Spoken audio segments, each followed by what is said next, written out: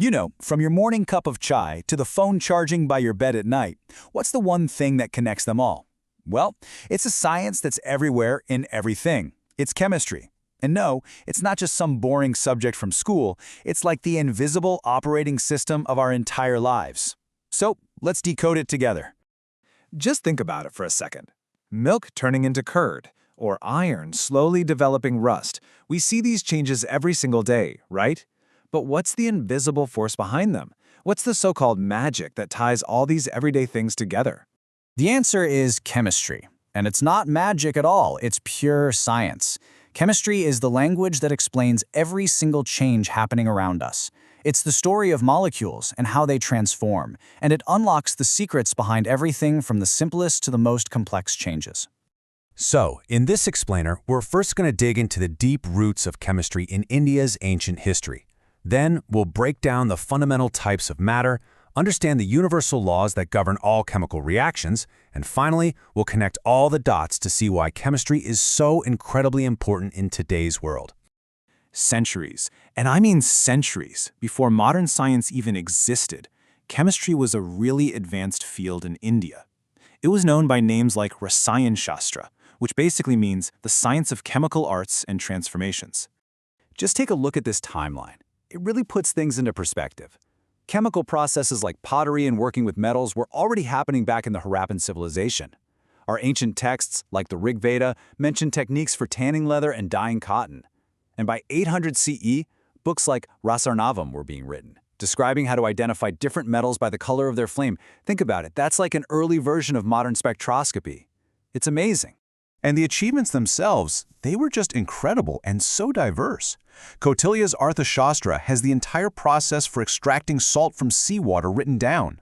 The paintings in the Ajanta and Ellora caves, whose colors haven't faded even after centuries, are proof of their mastery over pigments. They were even making soap using mustard oil and certain alkalis. It's a truly spectacular legacy of practical science. Okay, so we've seen what ancient chemists were capable of. Now, let's deconstruct the world they were working with.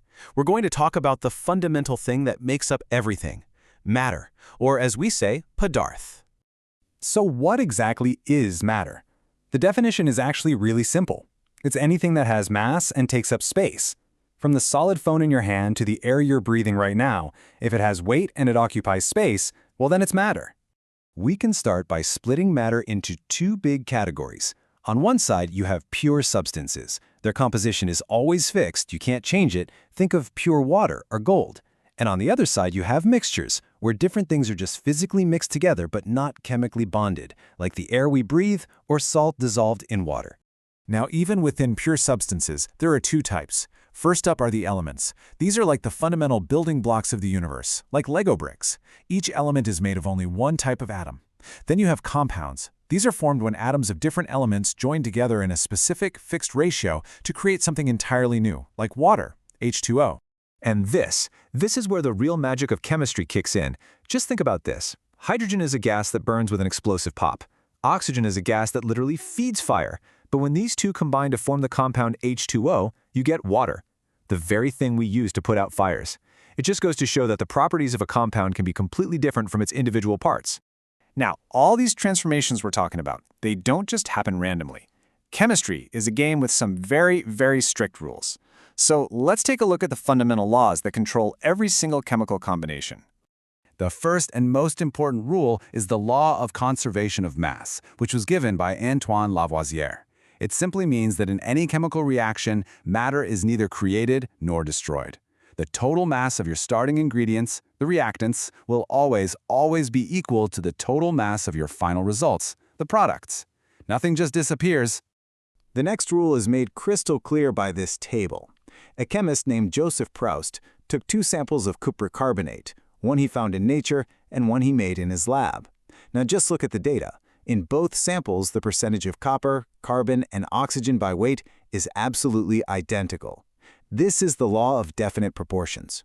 It means a specific compound will always contain the same elements in the exact same ratio. The recipe never changes. Okay, so we've looked at the history, the nature of matter, and its fundamental laws. But all this brings us to the most important question of all. So what? What's the point? Why does any of this really matter in our world today? The answer, well, it's literally all around you. From the optical fibers that carry our data to the dyes in our clothes, modern life is built on chemical innovation. Chemistry is the engine that runs our industries, it fuels our economy, and it even helps us fight huge environmental challenges, like creating safer refrigerants to protect the ozone layer. And the road ahead? It's also paved with chemistry. Our biggest future challenges, whether it's managing greenhouse gases or creating sustainable energy, will find their solutions from the next generation of talented and creative chemists. So I'll leave you with this final thought. The next great challenge that humanity faces will almost certainly require a chemical solution. The only question is, what will that challenge be? And will you be the one to solve it? Thanks for watching.